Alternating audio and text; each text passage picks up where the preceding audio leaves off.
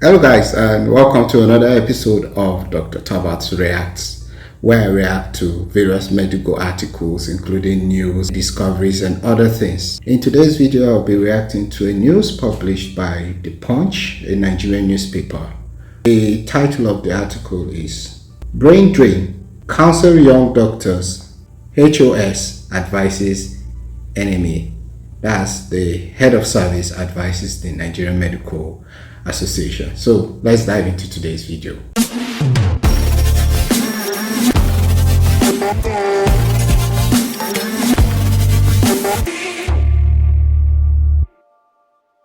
If you're new to this channel, please do well and subscribe. To my returning guys, thank you once again.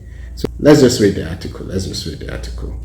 As a panacea to the perennial brain drain occasioned by young medical doctors seeking greener pastures abroad, the head of civil service of the Federation, Dr. Folashade Yemi Eson, had advised the Nigerian Medical Association to ensure that the young resident doctors are cancelled. She stressed that they need to be reminded that it was not a bed of roses out there, adding that the Nigerian government had done a lot for them by sponsoring their education. True, I agree to that. Because Nigeria happens to be a country that, unlike other places like abroad, a lot of students go to higher institutions taking student loan, which they will eventually pay back after they had graduated. And medical education is very expensive. At the end of your medical training, you could owe as high as $500,000, and that's a huge chunk of money that for an average Nigerian doctor would never see in his lifetime of working in the country. But in Nigeria, it's not so. I am a graduate from a federal institution and it was relatively cheap. It was something my parents could afford, and I had quite a handful of colleagues that were sponsoring their education, so it's relatively that cheap.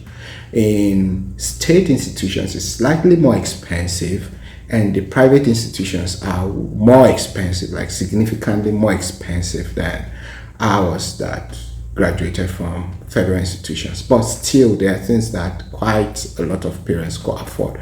So as a medical doctor, a Nigerian medical doctor, you are not really graduating with loans to pay per se, although your parents might have got into debt if they were not buoyant enough and you want to settle them. That's one of the things that make us breadwinners in the house, so we have to pay back. But then it's not like developed countries. So yes, the federal government has done a lot. The federal government of Nigeria has really done a lot, it's true, to sponsor an average medical doctor's education. Medical training abroad is really expensive.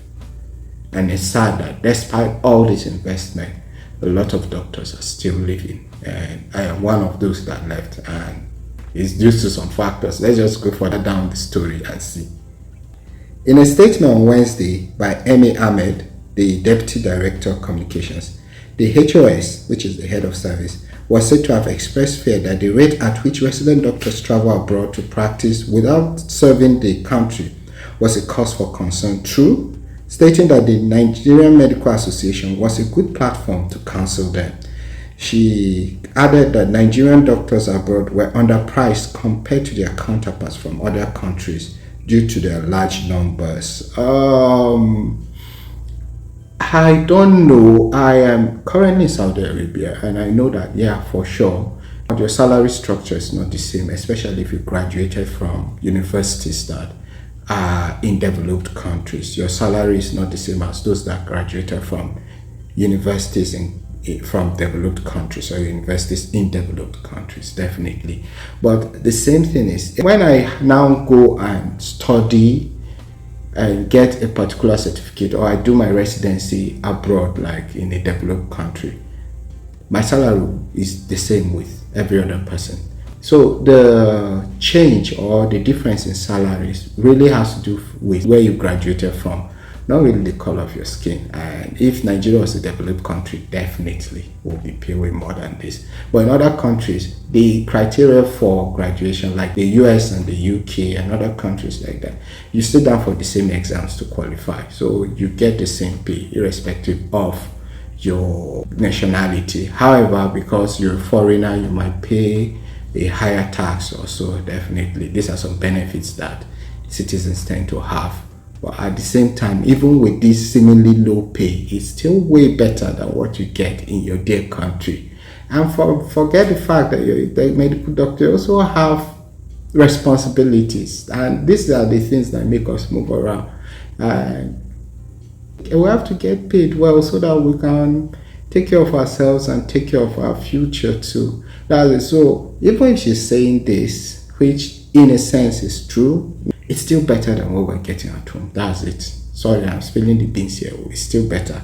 Many of us had weighed this before leaving, and many of us don't regret leaving. While responding to the demands of increased hazard allowance, Dr. Yemi Esan enjoined them to be reasonable and inquired if the resident doctors who were in public corporations were also doing hazardous work. She added that government has done a lot for them, cautioning that they should be considerate in their demands, having in mind dwindling government revenue and, most importantly, value addition to the policy. Okay, I don't know, but when I left Nigeria, which was just last year, the hazard allowance was 5,000 naira. And hazard allowance is the allowance for all the stress you go through, the likelihood of you getting injured in the course of your work. And the medicine is a dangerous work. You can easily get infected in the course of taking care of patients. You could get assaulted. Everything, every danger you're exposed to as a doctor, your hazard allowance is 5,000 naira. Why this is painful is that when you now compare with the politicians now, Nigerian politicians are one of the highest paid in the world. And what do? So if maybe there was no money in Nigeria per se, we would understand, but these resources were there, and it seems to be diverted to people that really don't do as much to deserve this amount of money. There are people out there, you look at lecturers, you look at other health workers, and how much they're being paid, and it's painful that this is happening in a country that has as much learned people. This is what is happening. So it's sad. Yeah, it's really sad, and many would have to go to take care of themselves. I understand, but I think if we had put our priorities right, this would have not been an issue. Earlier, the president of the NME, Dr. Uche Ojema, commended Dr. Yemi Esan for her reformative contributions in positively repositioning the federal civil service for greater performance and national growth. So that's the end of this article. Maybe it's easier to convince those that have not left, but we that have left will understand this. Yes, there are a lot of things we miss about Nigeria. That's the truth. Nigeria is a very social country, and I miss the food. I miss the people. I think if things were improved, quite a significant amount of us will go back. I believe so. But the thing is, many times your choice is not between good and bad, it's between bad and worse.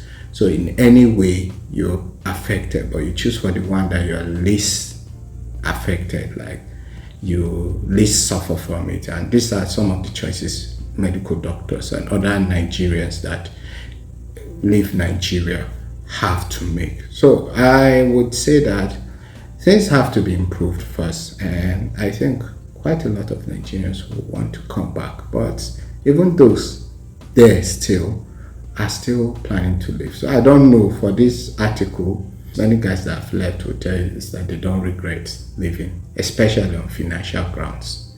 They don't regret leaving. So we just hope things change. That's the end of today's video. What do you think about it? Let me know your thoughts in the comment section. Thank you, and I'll see you in my next video.